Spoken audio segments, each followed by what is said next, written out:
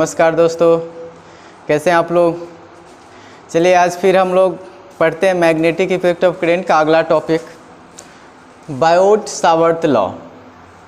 ये आप कहें तो इस चैप्टर का मैग्नेटिक इफेक्ट ऑफ करंट का सबसे इम्पॉर्टेंट थ्योरी है।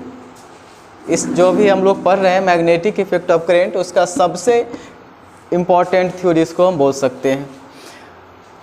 इस थ्योरी से संबंधित 100% क्वेश्चन पूछते हैं एग्ज़ाम में, क्योंकि इससे संबंधित ही ज़्यादातर हमें पढ़ना है। यहाँ पर हम ये रूल पढ़ेंगे, इसके बाद इसका एप्लीकेशन पढ़ेंगे जिसमें अलग अलग प्रकार की थ्योरी पढ़ेंगे और इससे संबंधित क्वेश्चन भी पढ़ेंगे। तो बोर्ड के एग्ज़ाम में ये थ्योरी डायरेक्टली रूप से पूछते हैं, इसके एप्लीकेशन भी पूछते हैं और हर साल पूछते हैं डेफिनेटली, और ऑब्जेक्टिव में ही होते हैं। तो आप कहें तो अकेले इस थ्योरी से और इसके एप्लीकेशन से 5-6 नंबर का क्वेश्चन बन जाते हैं।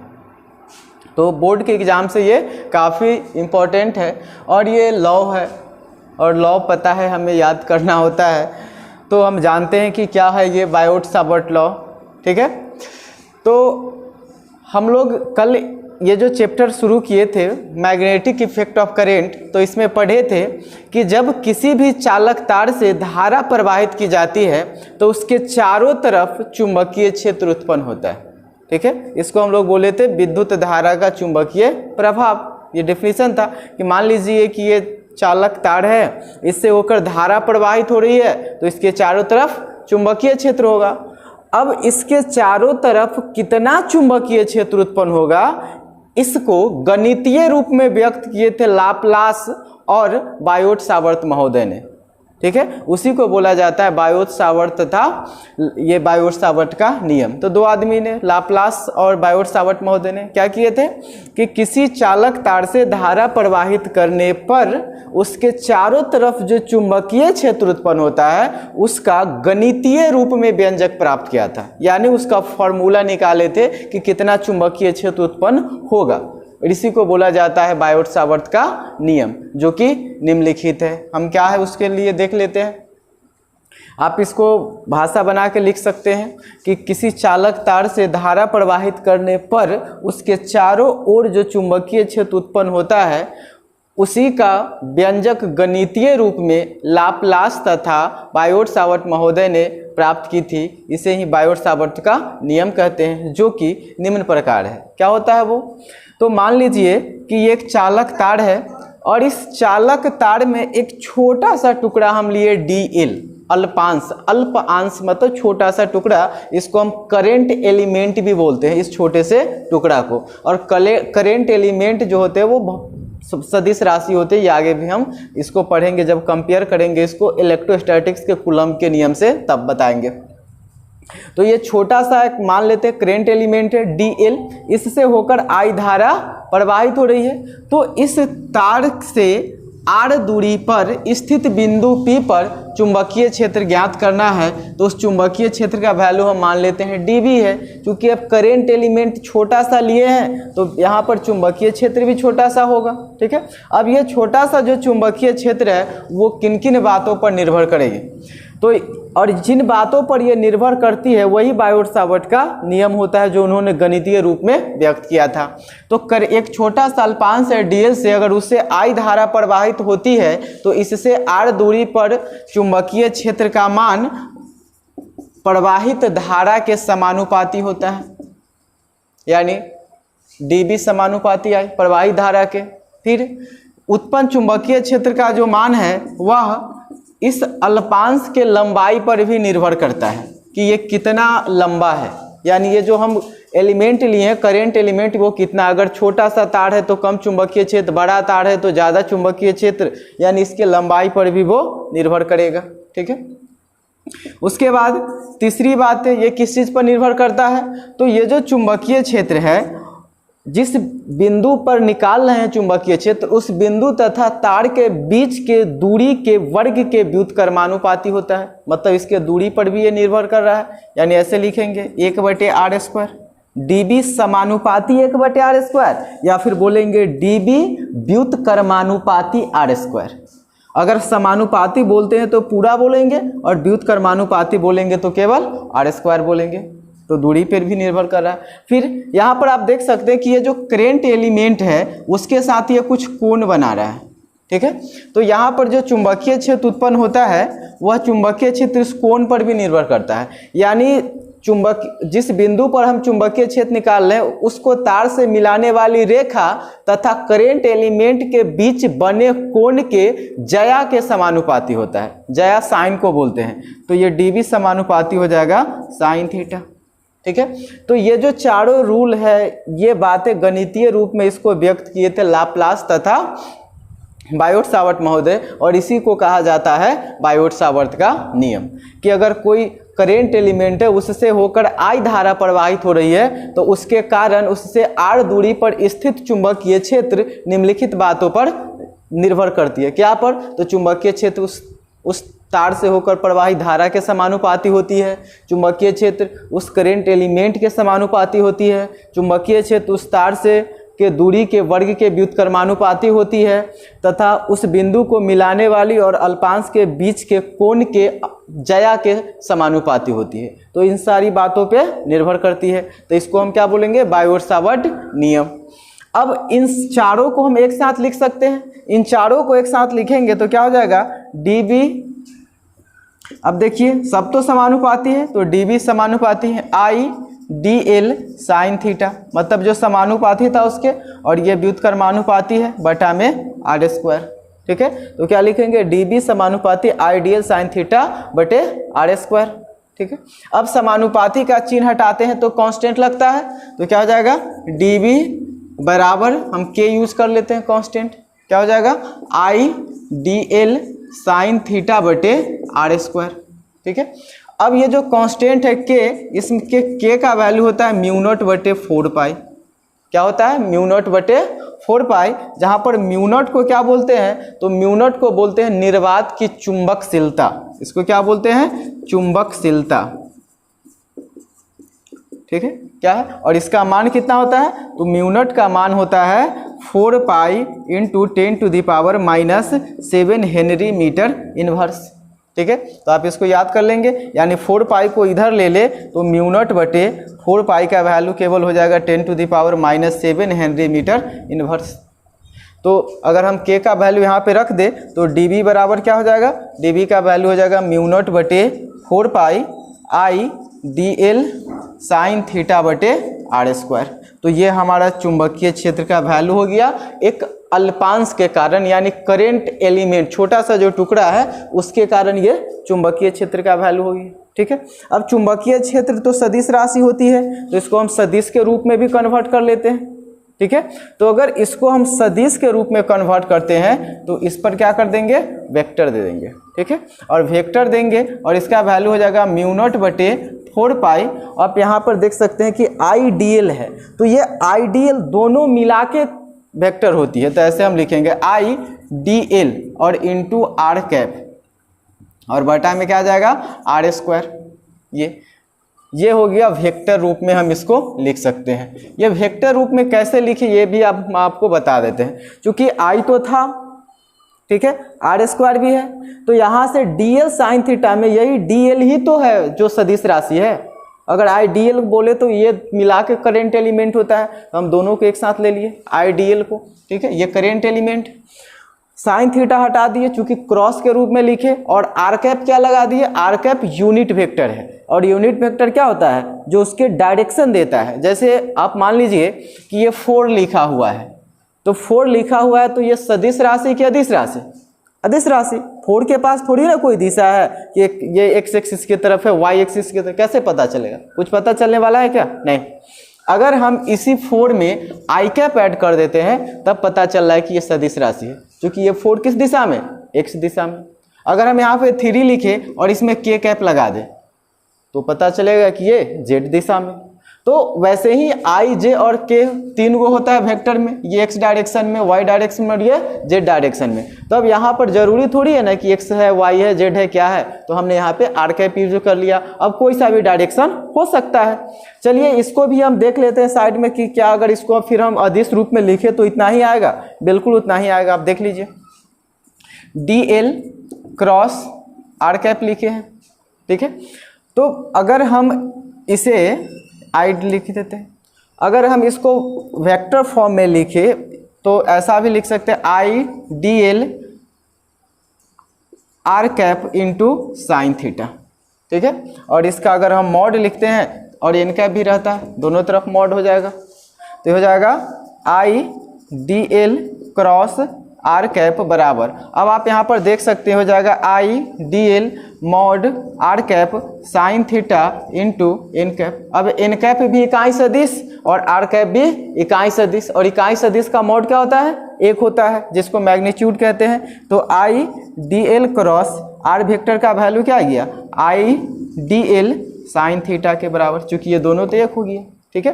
तो इसी के जगह पर तो हम ये लिखे थे, है कि नहीं? तो हम वेक्टर फॉर्म में ऐसे लिख सकते हैं, यानी ये किस रूप में लिखा हुआ है? ये सदिश रूप में लिखा हुआ है, ठीक है। तो ये हो गया बायोट-सावर्ट नियम।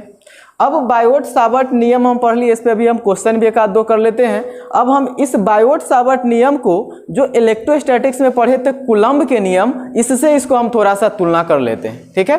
तो कूलम्ब के नियम के अनुसार इसको आप देखिए, हम इस रूप को देख रहे हैं, ये आप ध्यान दीजिए, ये लिखा हुआ है dv बराबर म्यू नॉट बटे 4 pi I D L sine theta बटे आर स्क्वायर, दोनों एक ही चीज़ लिखा हुआ है, ये सदिश रूप में और ये अदिश रूप में लिखा हुआ है, ठीक है। तो अगर इन दोनों को आप देखें तो एक ही है, और इसे हमें कंपेयर किससे करना है? इलेक्ट्रोस्टैटिक्स में जो कूलम्ब का नियम पढ़े थे, वो फार्मूला था 1/4 pi epsilon not Q1 Q2 बटे आर स्क्वायर। दोनों में कुछ समानताएं हैं, क्या समानताएं हैं वो देखिए। तो आप यहाँ, तो दोनों में क्या समानता है? ये चुंबकीय क्षेत्र के बायोट-सावर्ट के अनुसार और ये इलेक्ट्रोस्टैटिक्स में कूलम्ब का नियम। आप दोनों में देखें तो दोनों के बटा में आर स्क्वायर है, ठीक है। और ये फोर्स के लिए लिखे, यहाँ पर अगर हम चुंबकीय क्षेत्र लिखे तो ऐसा लिख सकते हैं 1/4 पे epsilon naught Q upon R square, लिख सकते हैं ना। तो दोनों के हम ये बोल सकते हैं कि कूलम्ब के नियम में और इस चुंबकीय क्षेत्र के जो बायोट-सावर्ट के नियम है, दोनों में दूरी के वर्ग के व्युत्क्रमानुपाती होती है, ये इनमें समानताएं होती है, ठीक है। इसके बाद इसमें कुछ अलग, मतलब कुछ ऐसे भी पॉइंट्स हैं जो इसमें समानताएं नहीं होती है, जिसको हम तुलना कर सकते हैं। जैसे देख लीजिए कि यहाँ पर जो फोर्स मिल रहा है ये सदिश राशि है, और यह किससे मिल रहा है? तो एक अदिश राशि से मिल रहा है। यहाँ पर जो फोर्स है वो सदिश राशि, और किससे मिल रहा है? तो अदिश राशि से, चूंकि आवेश अदिश राशि होती है। लेकिन यहाँ पर जो चुंबकीय क्षेत्र है वो करेंट एलिमेंट ये सदिश राशि से मिल रहा है, ये दोनों में असमानताएं हैं, ठीक है। उसके बाद आप देख सकते हैं कि इलेक्ट्रोस्टैटिक्स में हम बताए थे कि एक आवेश ये है Q1 और एक दूसरा आवेश है Q2, तो इन दोनों के बीच जो बल रहेगा इन दोनों लाइन को मिलाने वाली रेखा के अनुदिशी लगता है, जिसके कारण इसे केंद्रीय बल कहा जाता है, ठीक है। पर यहाँ पर चुंबकीय क्षेत्र जो हम निकाल रहे होते हैं, मान लीजिए कि अल्पांश है dl, इसके कारण यहाँ पर अगर हम चुंबकीय क्षेत्र निकालें तो चुंबकीय क्षेत्र या तो तल के लंबवत होती, अंदर होती, या फिर बाहर होगी। जैसे अगर इस डायरेक्शन में धारा जा रही है तो इस बिंदु पर चुंबकीय क्षेत्र निकालेंगे तो तल के अंदर आ गई, क्योंकि चुंबकीय क्षेत्र निकालने का डायरेक्शन कैसे निकालते हैं वो पता है हमें, फोर्स के कारण right hand thumb rule use करेंगे हमेशा। तो वैसे ही यहाँ पे भी निकाल सकते हैं, राइट हैंड थंब कैसे निकालेंगे वो हम आगे बताएंगे। उसे एक सिंपल सा तरीका आप यहाँ पे सीख लीजिए। हम क्या करेंगे, ऐसे हाथ को बांध लेंगे, चुंबकीय वो राइट हैंड थंब रूल से हम फोर्स निकालना सिखाए थे, ठीक है। अभी हम सिखा रहे एकदम सिंपल सा रूल, चुंबकीय क्षेत्र किस दिशा में होगी वो निकालने का। आप क्या करें कि हाथ को ऐसे बांध ले, इस प्रकार अंगूठा को आप रखे धारा प्रवाहित होने की दिशा में ऐसे, और जहां पर चुंबकीय क्षेत्र निकालना है उस दिशा में आप उंगली को खोलें। मान लीजिए कि यहाँ पर इस P बिंदु पर हमें चुंबकीय क्षेत्र ज्ञात करनी है और किस दिशा में होगा वो मुझे पता नहीं है, तो हम क्या करेंगे, यहाँ पे उंगली को ऐसे बांध लिए, अंगूठा धारा प्रवाहित की दिशा में है और जहाँ पर चुंबकीय क्षेत्र निकालना है उस तरफ उंगली को खोल दिए। जो तलहटी की दिशा हुई वो चुंबकीय क्षेत्र की दिशा हो गई, तो चुंबकीय क्षेत्र की दिशा क्या हो गई, अंदर की तरफ हो गई। यहाँ पर अगर हम यहाँ पर निकालें तो फिर से वही रूल, क्या करेंगे, ऐसे पकड़ेंगे और उंगली को किधर खोलना है, जहाँ पर चुंबकीय क्षेत्र हमें निकालनी है। तो फिर क्या होगा, हमें ऐसे आना होगा, तो ऐसे खोलेंगे, यहाँ पर क्या हो जाएगा, चुंबकीय क्षेत्र बाहर हो जाएगा। ठीक है, तो यहाँ पर दो बातें हैं कि यहाँ पर जो कूलम्ब के नियम में जो फोर्स है वो दो बिंदुओं के बीच ही होती है, या फिर चुंबकीय क्षेत्र को भी विद्युतीय क्षेत्र को भी देखें तो उस आवेश के संरेखी होती है, लेकिन यहाँ पर क्या होती है, तल के लंबवत अंदर की ओर या तल के लंबवत बाहर की ओर होती है। जहाँ पर चुंबकीय क्षेत्र होता है इस बिंदु को मिलाने वाली लाइन तथा अल्पांश के बीच के कोण पर निर्भर करती है, जबकि यहाँ पर ऐसा बात नहीं होता है, तो ये इसमें असमानताएं होती है। ठीक है, तो ये होते हैं, इसमें हम कंपेयर कर सकते हैं कूलम्ब के नियम और ये बायोट-सावर्ट नियम को। ठीक है, तो ये काफ़ी इंपॉर्टेंट है, आप इसको नोटबुक में लिख लीजिएगा और इसको बढ़िया से देख लीजिएगा। फिर इस पे हम कुछ अभी क्वेश्चन कर लेते हैं, उसके बाद बहुत इसका एप्लीकेशन है, कई थ्योरी है जो हम आगे के क्लास में देखेंगे। तो आइए कुछ क्वेश्चन हम देखते हैं इस पर। तो इससे संबंधित क्वेश्चन है, दो क्वेश्चन हम ये बोर्ड पे लिखे हैं, एक ये क्वेश्चन है और एक दूसरा ये है जो बायोट-सावर्ट नियम से संबंधित है। पहला क्वेश्चन है कि 10 सेंटीमीटर यानी 10 सेंटीमीटर भुजा वाले ये एक समबाहु त्रिभुज है।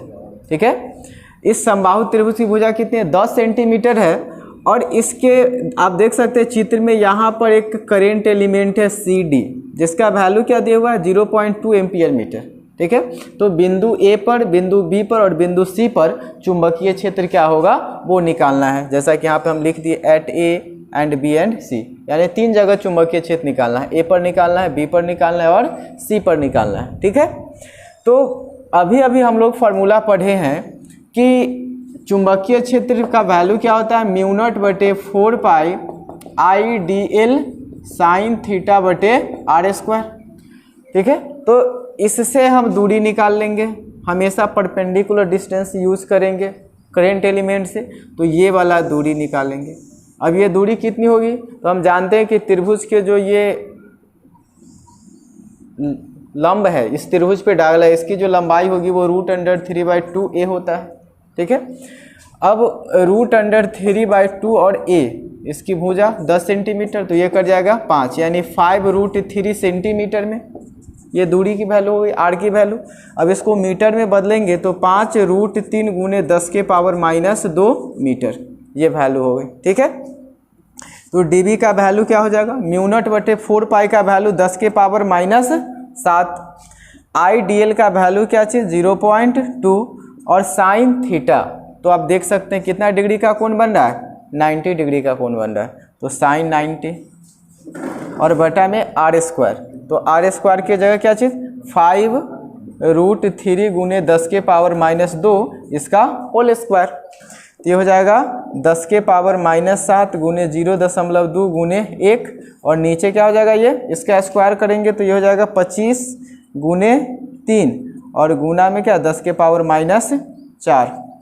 ठीक है, तो हो जाएगा 25 तिहाई 75 और ये 10 ये 0.2 है, तो इसको हम यहाँ पे 10⁻⁻1 यहाँ पे लिख सकते हैं, तो 2 हो जाएगा ये, यानी दशमलव को जब एक अंक ऐड करेंगे तो इसको हम बढ़ा सकते हैं, तो क्या हो जाएगा ये, यानी dB का वैल्यू हो जाएगा ऊपर 2 × 10⁻, ये -7 था ना, अब इसको हम 10⁻⁸ कर दिए, चूँकि दशमलव को एक अंक राइट कर दिए, और नीचे क्या चीज़ 75 × 10⁻⁴। अब ये -4 ऊपर जाएगा तो +4, तो dB का वैल्यू क्या हो जाएगा 2/75 × 10⁻⁴ टेस्ला। ये हमारा आंसर हो गया पहला।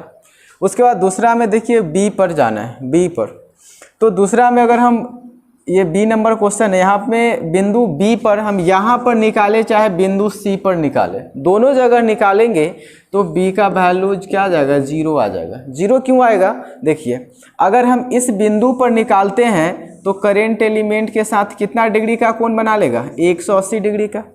ठीक है, अगर हम बिंदु C पर निकालते हैं तो फिर करेंट एलिमेंट उसी लाइन पर हो गया, तो इस बार कोण कितना हो गया 0 हो गया, यानी B पर निकालते हैं तो 180 डिग्री बन रहा है और C पर निकालते हैं तो 0 डिग्री। क्योंकि अभी अभी हम जो बायोट-सावर्ट नियम पढ़े तो उसमें ऐसा लिए थे वायर, और ये था करेंट एलिमेंट, और यहाँ पर चुंबकीय क्षेत्र निकालना था तो ऐसा था बिंदु, तो ये वाला कौन था थीटा था ना। हम करंट का डायरेक्शन भी ऐसा दिखलाए थे। तो करंट एलिमेंट के साथ कौन बनता है, अगर ये वाला बिंदु अगर हम यहाँ पर ही ले ले तो थीटा का वैल्यू 0 हो गया, और ये वाला बिंदु अगर नीचे ले ले तो आप देख सकते हैं करंट ऊपर की तरफ चल रही है और बिंदु उसके ठीक नीचे है, तो ऐसा कोण बना 180 डिग्री। और साइन 0 का भी वैल्यू 0 होता है और साइन 180 का भी वैल्यू 0 होता है। तो जब हम यहाँ पर साइन 0 लिखे चाहे साइन 180 लिखे, आंसर क्या हो जाएगा 0 हो जाएगा। तो बी और सी दोनों बिंदु पर वैल्यू 0 हो जाएगा। अगला क्वेश्चन देखिए, एक सर्किल है ये जिसकी त्रिज्या है 10 सेंटीमीटर, तो इसको भी लिख लेते हैं। ये हो जाएगा 10 गुने 10 के पावर -2 मीटर, यानी 10 के पावर -1 मीटर त्रिज्या हो गई। इसके केंद्र पर एक करंट एलिमेंट है जिसका वैल्यू दिया हुआ है 0.4 एम्पियर मीटर, और इसके P, Q, M तथा N बिंदु पर चुंबकीय क्षेत्र हमको ज्ञात करना है। इन 4 बिंदु पर चुंबकीय क्षेत्र ज्ञात करना है। सबसे पहले P पर, तो देख लीजिए आप, P पर अगर हम चुंबकीय क्षेत्र निकालते हैं तो करंट एलिमेंट का डायरेक्शन इस तरफ है, कोण बनेगा 180 डिग्री, ये इधर से 180 डिग्री, और कोण जब 180 डिग्री बन जाएगा तो साइन 180 का वैल्यू क्या होता है 0 होता है। तो पहला जो है एट P इक्वल क्या हो जाएगा, यहाँ पर dB का वैल्यू हो जाएगा 0, P पर 0 हो जाएगा। अगर हम N पर निकालते हैं तो देख लीजिए करंट का उसी तरफ डायरेक्शन है, यानी यहाँ पर थीटा का वैल्यू 0 हो जाएगा इस डायरेक्शन में। तो दूसरा अगर हम N पर निकाल रहे हैं तो फिर dB का वैल्यू क्या हो जाएगा 0 हो जाएगा, क्योंकि यहाँ पर थीटा का वैल्यू 0 आ रहा है और यहाँ पर थीटा का वैल्यू 180, तो दोनों जगह 0 हो गया। अब हम Q पर निकाल लेते हैं, ठीक है, कहाँ पर Q पर। तो इसके लिए फार्मूला यूज़ करेंगे। तो Q पर कोण बन रहा है, इधर से ये 60 डिग्री दिया हुआ है तो ये वाला 120 डिग्री होगा।